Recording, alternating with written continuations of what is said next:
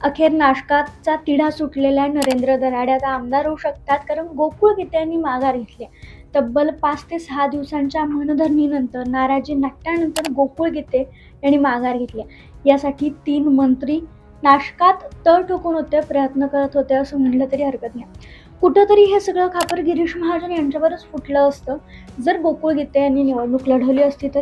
त्यामुळं संकटमोचक गिरीश महाजनांना यात यश आलं, कारण मुख्यमंत्री देवेंद्र फडणवीस यांची मध्यस्थी इथं कामी आली.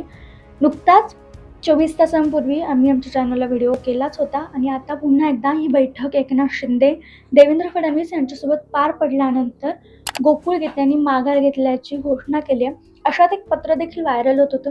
ते काय होतं, गोकुळ गीते यांनी नेमकी माघार का घेतली असावी याबद्दलच सविस्तर बोलूयात. सकाळपासूनच गोकुळ गीते माघार घेणार अशी चर्चा होती, पण त्यांच्या माघारीचं कारण काय असू शकतं, तर एक पत्र व्हायरल होत होतं ज्यामुळं त्यांच्या विरोधात एक अर्ज दाखल करण्यात आला होता. म्हाडाचं ते पत्र होतं. तो दबाव कुठंतरी महायुतीकडून टाकण्यात आला आणि म्हणून आता गोकुळ गीते माघार घेत आहेत असं म्हणलं जात होतं. आणि हे खरंच असं आहे का, हे पत्रकार परिषद झाल्याशिवाय समजणार नव्हतं. अगदी पत्रकार परिषद झाली, त्या पत्रकार परिषदेत गोकुळ गीते, गणेश गीते, सुहास कांदे, दादा भुसे, मंत्री गिरीश महाजन, मंत्री उदय सामंत, नरेंद्र दराडे आणि किशोर दराडे हे देखील उपस्थित होते. यावेळी गिरीश महाजनांनी पहिल्यांदा आपली भूमिका मांडली की गोकुळ गीते यांनी आता आमच्या शब्दांचा मान ठेवून माघार घेतली आणि ते आता नक्कीच आम्हाला पाठिंबा देतील, प्रचारात दराड्यांच्या सहभागी होतील. खरं तर गिरीश महाजन आणि गीते कुटुंबाचे चांगले संबंध आहेत, कारण गणेश गीते हे गिरीश महाजनांचे निकटवर्तीय समजले जातात. खरं तर त्यांना उमेदवारीचा शब्द देण्यात आला होता आणि म्हणून गणेश गीतेंनी उमेदवारी अर्ज भरला होता असं स्वतः गिरीश महाजन यांनी सांगितलं. पण नंतर ही जागा शिवसेनेला सुटल्यामुळे हा उमेदवारी अर्ज मागे घेण्याची सूचना देण्यात आली. गणेश गीतेंनी तो घेतलाही. प्रसाद हिरे यांनाही मनवण्यात आम्हाला यश आलं, मात्र गोकुळ गीते यांची मनधरणी करण्यासाठी थोडे प्रयत्न लागले. पण अखेर नुकताच मुख्यमंत्री देवेंद्र फडणवीस, उपमुख्यमंत्री एकनाथ शिंदे यांच्यासोबत बैठक झाल्यानंतर गोकुळ गीते यांनी माघार घेतली आणि हे झालं नसतं तर हे खापर माझ्यावरच फुटलं असतं, कारण गीते कुटुंबाशी महाजन कुटुंबाचे चांगले संबंध आहेत असंही गिरीश महाजन सांगायला विसरले नाहीत. त्यामुळे कुठेतरी नाशकातलं हे ओझं भाजपच्या डोक्यावरून हटलंय असं म्हणायला हरकत नाही. पण एक प्रश्न अनउत्तरित आहे, तो म्हणजे गोकुळ गीते दराडेंना पाठिंबा देणार का, त्यांनी माघार घेतली असली तरी. कारण यानंतर गोकुळ गीते जेव्हा पत्रकार परिषद देत होते तेव्हा ते म्हणाले की दादा भुसे, सुहास कांदे, उदय सामंत यांनी माझ्याशी चर्चा केली, खूप दिवस प्रयत्न केले. मुख्यमंत्री देवेंद्र फडणवीस, उपमुख्यमंत्री एकनाथ शिंदे यांच्याशीही चर्चा झाली आणि त्यांच्या शब्दाचा मान राखून मी माघार घेत आहे. पण पाठिंबा देणार की नाही याबद्दल त्यांनी सांगितलं नाही.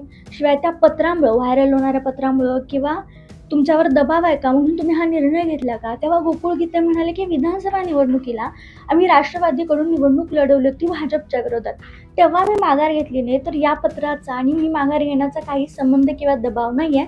पण कौटुंबिक राजकारण, आमदारकी यामध्ये जर मला कुणाला निवडायचं असेल तर मी कौटुंबिक स्वास्थ्य किंवा कौटुंबिक संबंधच निवडेन. कारण त्यांनीही तेच उदाहरण दिलं.